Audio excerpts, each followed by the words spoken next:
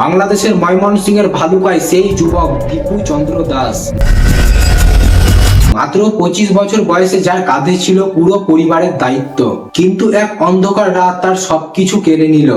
রাত তখন 9টা। কিছু সামান্য ঝামেলা থেকে শুরু হয় একটি অনেক বড় পরিস্থিতি, আর সেই পরিস্থিতি মুহূর্তে একটি হিংস্রতার রূপ নেয়। তারপর এই হিংস্র ও গুজবের বলি হন দীপু দাস। প্রত্যক্ষদর্শীরা বলেছে দীপু দাস তখনও বাঁচার আকুতি করছিলেন।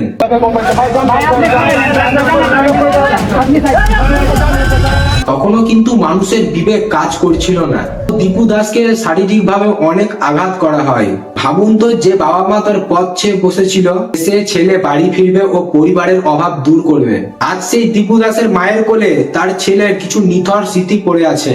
আর কেন এই সাধারণ শ্রমিককে অকালে পৃথিবী ছেড়ে চলে যেতে হলো? কেন আজ তার পরিবার কান্নায় ভেঙে পড়েছে?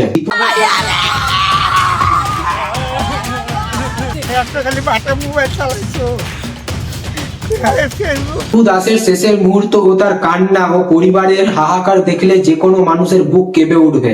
আর দীপু দাসের এই মর্মান্তিক ঘটনায় বাংলাদেশের পুলিশ প্রশাসন 7 জনকে গ্রেপ্তার করেছে। আজকের এই ভিডিওতে দীপু দাসের সেই মর্মান্তিক ঘটনা ও পেছনের সত্যগুলো আপনাদেরকে জানাবো। ভিডিওটা শেষ পর্যন্ত দেখলে আপনিও বুঝবেন এখনো এই সমাজ শিক্ষা থেকে কতটা পিছিয়ে আছে। তাকে গাছে বেঁধে দেওয়া হলো ফুটপাতের ওপরে, পেটাতেই থাকলো। শরীর থেকে যখন চুয়ে চুয়ে রক্ত পড়ছে তখন গায়ে আগুন ধরিয়ে দেওয়া হলো। আমাদের চারপাশে ঘটে যাওয়া কিছু ঘটনা আমাদের বাকরুদ্ধ করে দেয়। আজ আমরা বলছি বাংলাদেশের ময়মনসিংহের ভালুকায় ঘটে যাওয়া এক মর্মান্তিক ঘটনার কথা। দীপু দাস ছিলেন একজন সাধারণ শ্রমিক। ইনভেস্টিগেটের তথ্য অনুযায়ী দীপু দাসের বয়স ছিল 25 থেকে 27 বছরের মধ্যে। তার পরিবারের জন্য তিনি ছিলেন একটি আশার আলো, কিন্তু পরিচিতদের মতে তিনি ছিলেন একটি সাধারণ পরিশ্রমী মানুষ। কিন্তু গত 18 ডিসেম্বর 2025-এর সেই রাতটি তার জীবনের সব সমীকরণ উলটপালট করে দেয়।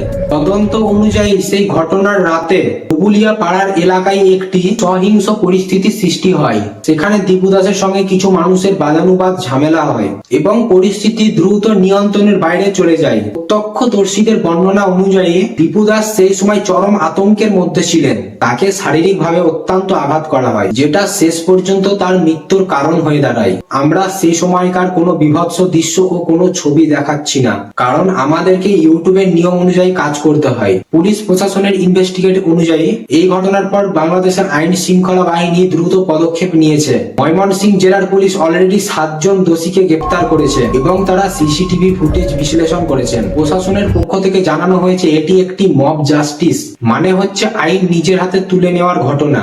কিন্তু এর পেছনে কারোর প্ররোচনা ছিল কিনা এ বিষয়ে পুলিশ খতিয়ে দেখছেন। আজ সেই দীপু দাসের বাড়িতে গিয়ে দেখা যায় এক হৃদয় বিদারক দৃশ্য। এখানে আর রান্নার চুলা জ্বলে না, কেবল মানুষের হাহাকার শোনা যাচ্ছে। ছেলেটি মাসের শেষে বেতন নিয়ে তার মায়ের হাতে টাকা তুলে দিত। আজ সেই ছেলেটি নিথর দেহ মাটিতে পড়ে আছে। দীপুর মা বিলাপ করেছে, আমার ছেলে তো কারোর ক্ষতি করেনি, তবে কেন তাকে এইভাবে আঘাত করে মারা হলো? আর এই শূন্যতা কোনোদিনও পূরণ করা সম্ভব নয়। আমরা সবাই চাই দীপু দাসের পরিবার সঠিক বিচার পাক, আর সমাজ থেকে এই ধরনের সহিংসতা বন্ধ হওয়া জরুরি। আর আইনের প্রতি আমাদের শ্রদ্ধা করা উচিত। আর কোনো অবস্থাতে আইন নিজের হাতে তুলে নেওয়া একদমই ঠিক না। এই ভিডিওটা দেখার পর তোমরা অনেকেই বুঝতে পেরেছো দীপু দাসের পরিচয় ও তার বাবা মাদের কান্নায় হাহাকার ও তাকে আঘাত করে কিভাবে শেষ করে দেওয়া হয়েছে। আর আমি এই ভিডিওতে একটি শিক্ষামূলক বিষয় নিয়ে কথা বলেছি, কোনো ধর্মকে বা কোনো জাতিকে আমি ছোট করে দেখাইনি। তো ভিডিওটা ভালো লাগলে সবাই লাইক, কমেন্ট আর শেয়ার করে দিও। আর যদি এরকম ভিডিও দেখতে চাও, এর পরের ভিডিও বা দেখতে চাও, তাহলে আমার চ্যানেলটাকে সাবস্ক্রাইব করতে পারো। ধন্যবাদ।